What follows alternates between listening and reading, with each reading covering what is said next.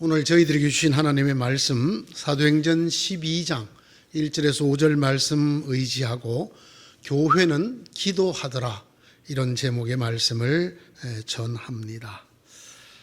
돌이켜 생각해 보면 예수님의 그 행동은 참 의외적인 행동이었습니다. 정말 온유하시고 관대하신 주님이신데 화를 내시면서 요한복음에 기록된 것처럼 노끈으로 채찍을 만들어 휘두르시고 상을 둘러 엎으시고 다 짐승들을 내쫓으시면서 불같이 하신 말씀. 내 아버지 집은 만민이 기도하는 집이라. 참 궁금합니다. 이렇게까지 예수님께서 진지하게 그리고 뜨겁게 말씀해 주셨던 내 집은 만민이 기도하는 집이라. 이 집은 동시에 예수 그리스도께서 죽으셨다가 다시 살아나셔서 자기 몸으로 세우는, 또 자기의 피로 세우는 교회이기도 합니다. 내 집은 만민이 기도하는 집이라. 그렇게 됐을까요? 예수님이 이 말씀대로 과연 예수님이 세우신 교회들은 만민이 기도하는 집이었을까요? 그렇습니다. 주님께서 세우신 교회는 주님 말씀하신 대로 만민이 기도하는 집이었습니다. 자, 우리가 흔히 말하는 초대교회, 최초의 교회를 한번 살펴보십시다. 사도행전 2장 42절입니다. 그들은 사도들의 가르침에 몰두하며 서로 사귀는 일과 빵을 떼는 일과 기도에 힘썼다. 기도에 전념하였다. 성경이 이렇게 기록하고 있습니다. 이것이야말로 초대교회의 초대교회, 최초의 교회의 모습을 증언하고 있는 말씀입니다. 사도들의 가르침에 몰두하여 서로 사귀는 일과 빵을 떼는 일과 기도에 힘썼다. 주님의 말씀대로 세워진 교회는 기도하는 교회였다라는 말입니다. 또한 계속해서 사도행전 2장 46절에서 47절은 이렇게 기록하고 있습니다. 그리고 날마다 한 마음으로 성전에 열심히 모이고 집집이 돌아가면서 빵을 떼며 순전한 마음으로 기쁘게 음식을 먹고 하나님을 찬양하였다. 성경이 기록된 두 번째 교회의 모습입니다. 목사님, 여기에 기도했다는 얘기가 안 나오는데요. 있습니다. 뭘까요? 날마다 성전에 모이고라는 말씀입니다. 이 말씀은 약간의 되새김이 필요합니다. 성전에 모여서 뭘 했을까요? 뭘 하려고 성전에 모였을까요? 흔히 사람들은 성전에 제사를 매일 드렸을 것이라고 생각을 합니다. 그렇지 않습니다.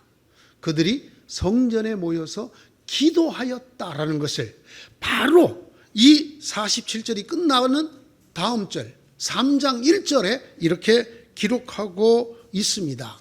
그때 베드로와 요한이 기도 시간에 맞춰 성전에 기도하러 올라갔더라. 오후 3시 기도 시간이 되어서 베드로와 요한이 성전으로 올라가는데 뭘 하러 갔죠? 기도하러 갔습니다. 이것이 우리에게 보여주시는 두 번째 교회의 모습입니다. 세 번째 교회의 모습도 이것과 연관이 있습니다. 그 기도하러 올라가던 베드로와 요한이 그곳에서 나면서부터 걷지 못하는 40년이나 지난 장애인을 만나게 됩니다. 그가 그곳에서 예수 그리스도 이름으로 그를 일으켜 세우는, 그래서 그들과 함께 성전으로 들어가면서 하나님을 찬미하는 역사가 일어나게 되었습니다. 많은 사람들이 그것을 보았습니다. 성경은 그 일로 5,000명이나 되는 사람들이 주님 앞으로 돌아왔다고 기록하고 있습니다. 그렇지만 이 일이 유대 지도자들의 마음을 거스렸습니다. 그래서 그들이 이 베드로와 요한을 잡아서 투옥하였습니다. 그리고 여러 가지로 신문을 하고 그들을 협박하였습니다. 그들에게 위협을 가했단 말입니다. 다시는 예수 이름으로 아무 일도 하지 말고 아무 말도 전하지 말라고 엄히 경고하고 협박하고 위협한 다음에 내보내 주었습니다. 그날 모였던 사람들을 보면 유대 지도자들 전부가 다 모인 셈입니다. 대제사장과 그 가문과 장로들과 서기관들이 다 모여서 엄중히 위협했습니다. 이 일이 있은 다음 베드로와 요한은 그 즉시 성도들이 모여 있는 곳, 즉 교회로 갔습니다. 그래서 대제사장들과 장로들이 자기들을 어떻게 위협했는가를 낱낱이 얘기해 주었습니다. 이 말을 들은 동료들이, 성도들이 무엇을 했을까요? 이 말을 듣자 그들은 다 같이 기도를 하였습니다. 동료들은 이 말을 듣고서 다 같이 하나님께 부르짖어 아뢰었다고 사도행전 4장 23절 이하가 기록하고 있습니다. 31절이 이렇게 끝납니다. 그들이 기도를 마치니, 아주 정확하게 기도를 했다고 기록하고 있습니다. 그들이 기도를 마치니 그들이 모여있는 곳이 흔들리고 그들은 모두 성령으로 충만해서 하나님의 말씀을 담대히 말하게 되었다고 기록하고 있습니다. 기적이 있었고 위협과 협박이 있었지만 그들은 기도하는 교회의 모습을 보여주었습니다. 성령이 충만해졌고 그들은 오히려 담대히 대제사장과 장로들의 위협에 굴하지 않고 말씀을 전하게 되었다고 성경이 세 번째 교회의 모습을 전해주고 있습니다. 이런 일들을 통해서 예루살렘에 예수께로 돌아오는 사람이 점점 많아졌습니다. 그들 중에는 헬라파 사람들도 있었고 히브리파 사람들도 있었습니다. 교회는 힘이 닿는 대로 그들 중에서 구호식품이 필요한 사람들을 도왔습니다. 헬라파 과부들과 히브리파 과부들에게 매일의 빵을 나눠주게 되었지만 늘어나는 숫자를 감당하기가 어려워지면서 내부적인 갈등에 휩싸이게 됩니다. 이 갈등으로 말미암아 신도들이 사도들을 원망하는 지경까지 이르게 되었습니다. 그때 사도들이 이렇게 하였습니다.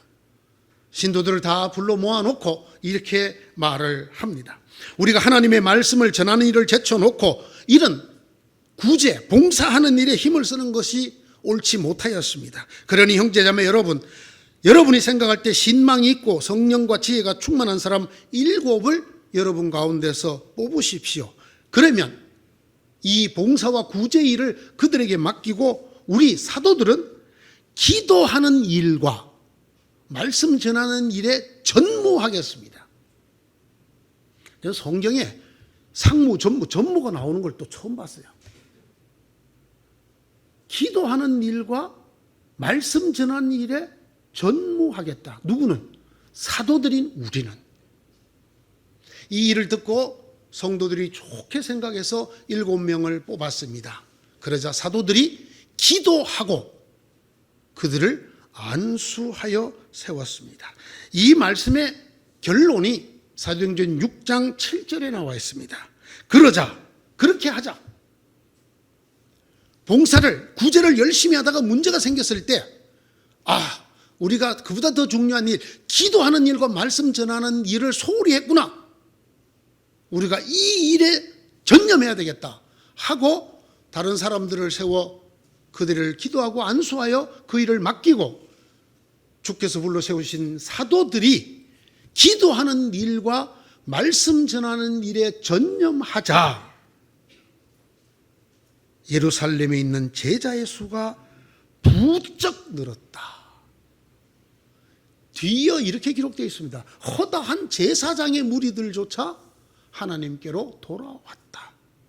불과 얼마 전에 예수 그리스도를 하나님을 모욕하는 자라고 그냥 죽일 수는 없고 나무에 달아 죽여야 된다고 십자가에 못 박으라고 말했던 그 제사장들도 예수 그리스도를 믿는 믿음으로 돌아왔다. 어떻게 했더니 사도들이 교회의 우선순위를 바로 세웠더니 마땅히 주로부터 부름을 받아 주의 사명을 받은 사도들이 교회에서 기도하고 말씀 전하는 일에 전무해야 될 터인데 이것보다 봉사와 구제가 앞선 것을 반성하고 이것을 바로 잡았더니 즉 교회가 기도하고 말씀 전하는 공동체로 돌아갔더니 예루살렘에 있는 신도의 수가 부쩍 늘었다. 요즘 말로 하면 엄청나게 부흥하였다. 이렇게 기억하고 있습니다.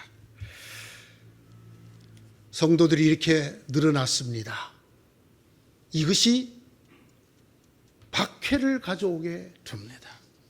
이것을 좋게 여기지 않았던 유대인들 지도자들과 그리고 헤롯 왕이 예수 믿는 사람들을 드디어 죽여서 박해를 하기 시작하게 되었습니다. 헤롯 왕이 교회에 속한 몇몇 사람을 해치고자 교회에 속한 사람, 여러분 이렇게 표현을 했습니다. 아예 헤롯 왕이 박해를 가한 사람들이 교회에 속한 사람들이었다. 그러면서 사도 야고보를 참수하여 죽였습니다. 칼로 목을 베어 죽였습니다. 이 일을 유대인들이 아주 좋게 여기는 것을 보고 헤롯 왕이 더 많은 박해를 가하려고 작정을 합니다. 그래서 그는 손을 뻗쳐 이 교회의 우두머리인 베드로를 잡게 됩니다. 베드로를 잡아서 죽이려고 했지만 그때가 무교절이라 유대인들의 절기라 감옥에 가두었습니다. 감옥에 가두되 가장 중한 사형수를 가두는 방식으로 가두었습니다.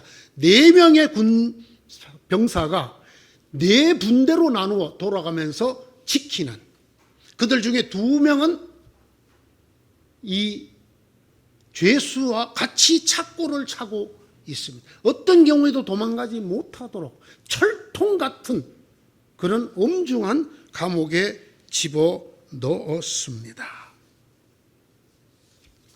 드디어 헤롯이 죽이려고 하던 그 전날 밤이었습니다.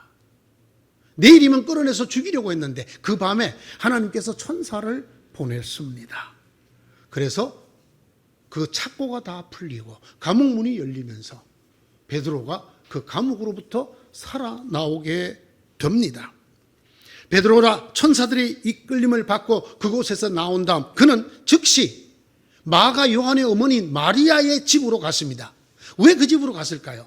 그것이 바로 당시의 가정교회였기 때문입니다. 그곳에 믿는 성도들이 모여 있었기 때문입니다. 12절입니다.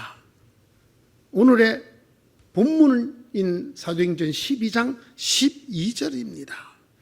베드로는 마가라고도 하는 요한의 어머니 마리아의 집으로 갔다.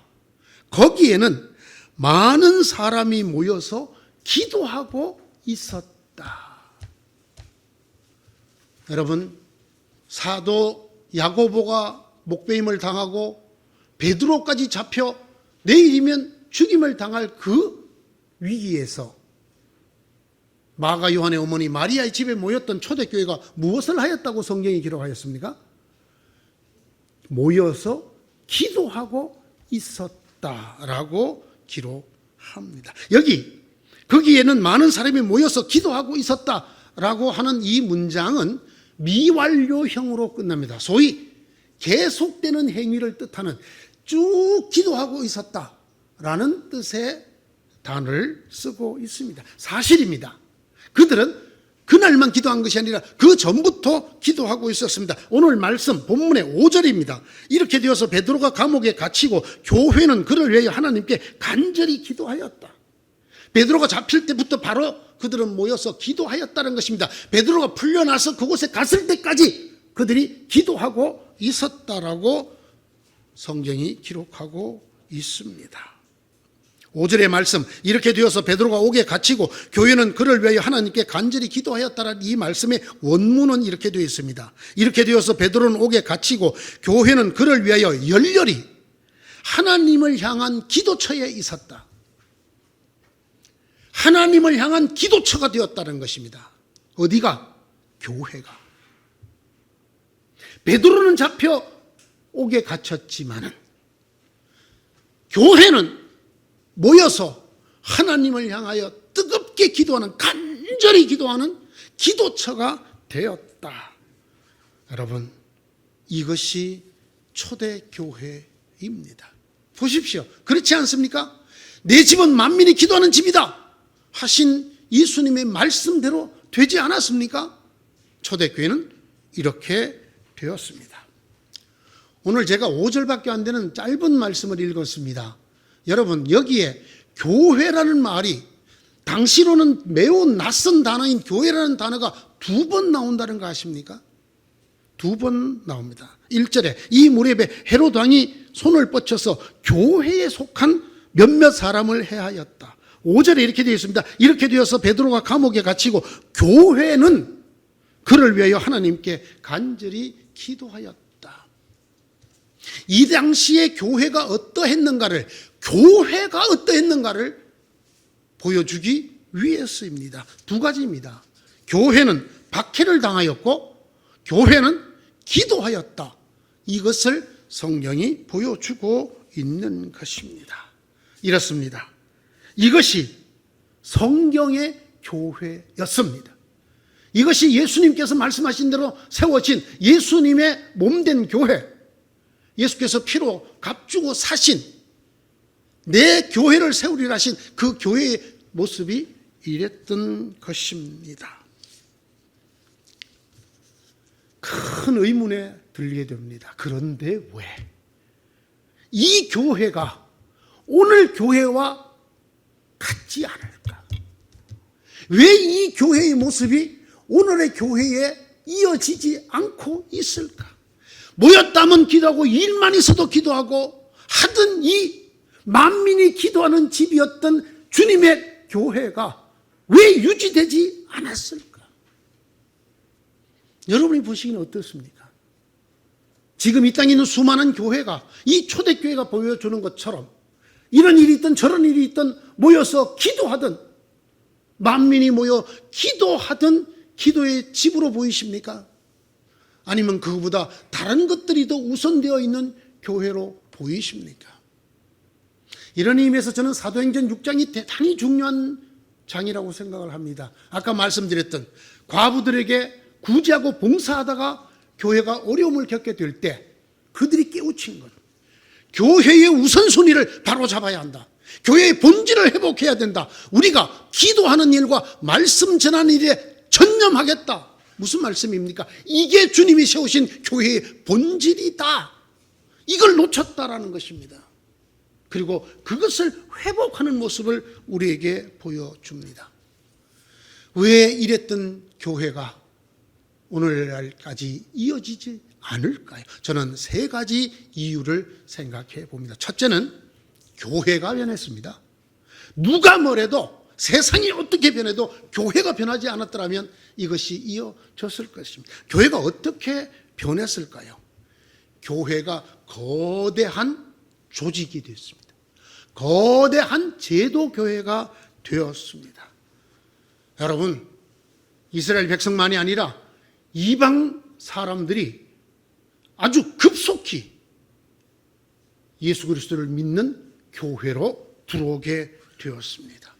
이렇게 로마 제국 전역에서 기독교 교세가 커지자 교회 스스로가 조직을 만들고 직제를 만들었습니다.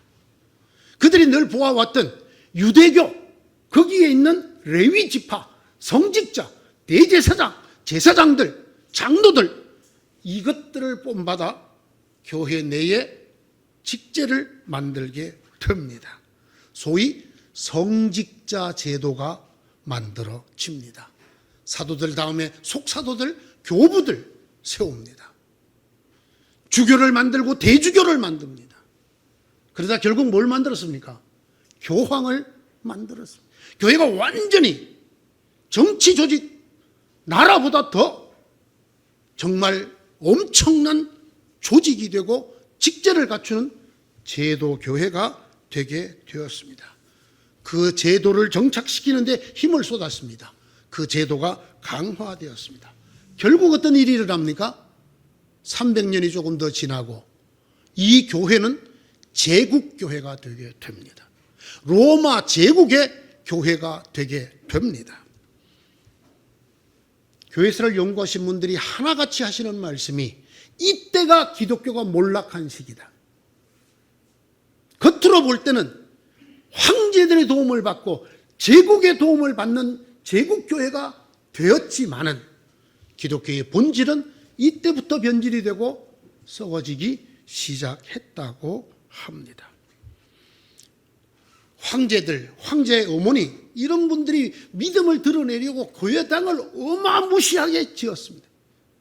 정말 웅장하고 화려하게 금칠을 해가면서 예배당을 지어 바쳤습니다. 여러분, 이 예배당이 웅장하고 화려해지면 어떤 일이 뒤따르는지 아십니까? 그 안에서 쫙 모여갖고 그냥 아무 일도 안 하고 그냥 방언으로 기도하고 그렇게만 할 수 없어요. 거기에 걸맞는 형식이 필요하죠. 그래서 뭘 그들이 발전시켰는가? 예전과 예식을 발전시켰습니다. 미사는, 예배는 잘 짜여진 순서에 따라서 엄청난 성가대를 두고, 아니 성가대만이 아닙니다. 악기를 연주하는 이 예배당 안이 엄청나게 꾸며진 상태에서 그곳에서 거기에 따라서 일어나서 찬양하다가 무릎을 꿇었다가 그냥 축복을 주고 받았다가 아주 정교하게 짜여진 아주 화려한 예식과 예전이 집례가 되는 곳으로 바뀌게 되었습니다. 그곳에서 세례식을 할 때도 초대교회가 세례식을 할 때와는 달랐습니다. 신앙을 고백하고 물이 있는 곳을 보자 세례를 주던 그거하고 너무나 달랐어요. 여러분, 혹시 성당에서 세례를 베푸는 날을 가보신 적이 있습니까? 누구를 세웁니까? 대부대모를 세웁니다. 영적인 엄마 아빠를 세워서 엄청난 예식을 가지고 세례식을 베풉니다. 우리처럼 그저 신앙을 확인하고 물을 발라 머리에 손을 얹고 세례를 주는 것과는 너무나 다르게 엄청난 예식으로 진행을 합니다. 그 화려하고 장엄한 교회 안에서 일어나는 일들은 전부 예전, 예식. 여러분, 이 사제들이 입는 옷, 사제들이 입는 옷이 예수님이 입었던 것하고는 비교가 안 되는 옷을 입게 됩니다. 금빛으로 머리에 관을 씌우고 이 옷도 말입니다. 정말 보기만 해도 와, 그렇죠? 거기에 옷걸이며 지팡이며 뭐 오만 것들. 예수님은 아무것도 없이 이 땅에 계셨는데 그 예수님을 따르는 종들이라는 성직자들은 직급에 따라서 사제, 주교, 대주교, 추기경 말도 못하는 그들을 위한 십자가도 만들었습니다. 여러분, 대주교 십자가라고 들어보셨습니까? 제가 예전에 한번 강의했습니다. 교황 십자가가 있습니다, 여러분. 아예 교황의 휘장이 있습니다. 이런 것들을 다 가지고 교회의 본질이었던 기도하고 말씀 전하는 일에 전무해야 되겠다고 말했던 베드로의 말은 이미 간 곳이 없어지는 교회로 바뀌게 되었습니다. 만민들 모든 성도들이 모여 함께 기도하던 집은 사라졌습니다. 대신 성직자들이 주도하는 예식과 예전, 강론과 축복의 집이 세워졌습니다. 주님의 표현을 좀 빌려볼까요? 만민이 기도에 되는 집을 뭐로 만들었을까요? 강도의 소굴로 만들었다는 것입니다. 누구의 이름으로? 주님의 이름으로. 주님의 이름으로, 주님의 말씀으로 주님이 보시겠다면 강도짓이라고 할 만한 일들로 교회가 바뀌었습니다. 두 번째, 세상이 변했습니다. 특별히 제가 요즘 세상을 얘기하겠습니다. 풍족하고 부족한 것이 없는 세상이 되었습니다. 사람들 마음에 기도할 이유가 없습니다. 기도할 일이 없어요. 여러분, 어려운 시기까지 다 거쳐오신 어르신 여러분, 정말 힘들 때 60년대, 70년대 교회에 기도하는 사람이 많았나요? 적었나요? 많았어요. 너무 힘들었으니까 하나님의 도움을 구하지 않을 수가 없었거든요. 너무 풍족해져서 너무 많이 먹어가 당뇨부터 고혈압, 고지혈에 어떻게 하면 살을 빼느냐고 이런 세상이 됐는데 뭐 하나님 앞에 나가서 기도할 일이 있단 말입니까? 기도하는 사람이 죽어졌어요. 여러분만이 아니에요. 여러분, 목회자들이라고 말하는 사람들, 목사들, 성직자들도 기도 안 해요. 어떻게 하면 교회를 부흥시킬 수 있느냐? 교회 성장학을 공부할 망정, 유학을 갈 망정, 기도는 안 해요. 세상이 다 있다는 거야. 그걸 내가 어떻게 가지게 되는가? 이걸 배우는 게 더 낫다라는 것이죠. 야고보서 1장 5절에 이렇게 말씀하셨거든요. 여러분 가운데 누구든지 지혜가 부족하거든 모든 사람에게 아낌없이 주시고 나무라지 않는 하나님께 구하십시오. 그리하면 받을 것입니다. 질문해 보겠습니다. 부족하지 않으면, 부족하다고 느끼지 않으면 기도 안 하죠. 이게 인간사죠. 이게 인지상정이죠. 기도할 이유가 없지 않습니까?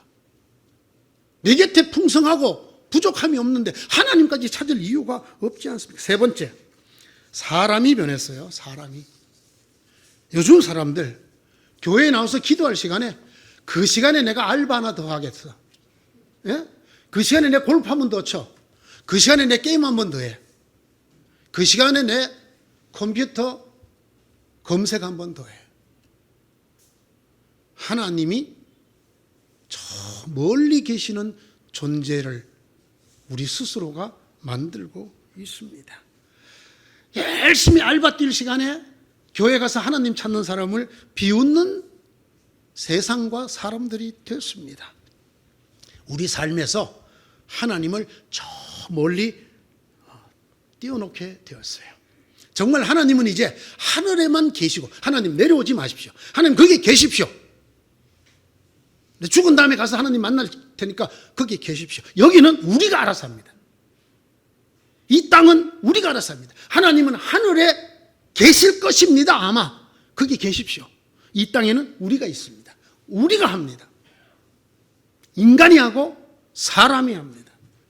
우리가 원하는 삶을 살지 못하는 것은 하나님의 도움이 없어서가 아닙니다. 우리가 하나님을 찾지 않아서가 아닙니다. 이 땅에 바른 정치, 사회, 경제, 문화를 우리가 만들지 못해서 그렇습니다. 완전한 인본주의로. 오늘날의 종교는 인본주의. 어쩌면 지금 예배를 드리는 여러분 마음에도 이런 생각이 많이 들어와 있을지도 모르겠습니다. 하나님, 제발 하늘에 그냥 계십시오. 이건 우리가 알아서 하겠습니다. 이게 민주당이 하든 국민의힘이 하든 우리가 힘으로 미리 붙이겠습니다. 네? 내가 이걸 바꿔줄 사람을 뽑아갖고 우리 손으로 하겠습니다. 경제인들의 목을 죄든 내가 알바를 하나 더 뛰든 우리 힘으로 합니다. 하나님은 하늘에 그냥 계십시오. 인간 중심, 인본 중심의 사람들이 되었습니다. 그러나 여러분, 교회는 다릅니다. 교회는 달라야 합니다. 오늘 설교 제목이기도 합니다. 교회는 기도하더라. 교회는 인문학 강좌를 하더라가 아니라 기도하더라. 교회는 성공 사례를 들려주는 집회장이 아니라 기도하더라입니다. 교회는 성도들에게 즐거움을 제공하는 엔터테인먼트의 장소이더라가 아니라 교회는 기도하더라입니다. 교회에서 하나님을 찾지 않고 기도하지 않고 인간을 말하고 인문학을 말하고 정치를 말하고 사회를 말하고 문화를 말하는 교회가 이 땅에 있습니까? 없습니까?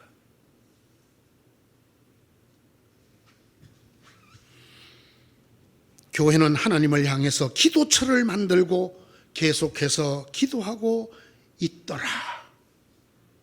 오늘 5절과 12절에 나오는 이 말씀이 교회, 이것이 교회입니다. 이것이 주님의 교회이고 이것이 주님께서 피 흘려 교회를 세우신 이유입니다. 이 교회로 돌아가야 합니다. 이 주님의 교회로 돌아가야만 합니다. 왜요? 오늘의 이 말씀을 여러분, 이 사도행전 12장을 조금 더 읽어보십시오. 무슨 일이 일어나는 거예요? 사도 베드로가 옥에 갇히고 성도들이 간절히 기도했는데 그 기도를 하나님이 들어주셨습니다. 그래서 누구를 풀어줬나요?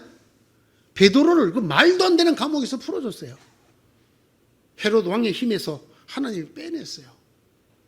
같이 착고를 차면서까지 지키고 있는 그 군대를 따돌리고 베드로를 풀어줬어요. 그래서 베드로가 문을 두드리는 소리를 듣고 여종이 베드로가 왔다, 베드로가 풀려났다고 얘기하니까 뭐라 그래요? 너 미쳤니? 그 기도가 이루어질 일이 있니? 진짜 베드로의 목소리예요. 네가 베드로를 너무 사모한 나머지 헛것을 보았나 보구나. 기도하던 그들도 믿지 못했어요. 그 기도가 이루어지는 것을 믿지 못했어요. 성경을 보십시오. 그런 역사가 언제 일어났느냐? 교회는 기도하더라. 교회는 하나님을 향하여 뜨겁게 기도처를 만들고 계속 기도하더라 했을 때 일어났습니다. 한국 교회가 부흥하지 않는 것, 한국 교회가 사회로부터 지탄을 받는 것은 인문학을 덜 가르치기 때문이 아닙니다. 여러분, 정치를 얘기하지 않고 경제를 얘기하지 않기 때문이 아닙니다. 사람들에게 세련된 집단처럼 보이려고 하지 않기 때문이 아니에요. 본래 교회를 세우신 본질, 주님이 피로 죽기까지 하셔서 세우신 교회의 그 설립 목적, 존재 이유를 잃어버렸기 때문에. 초대교회는 기도하였습니다.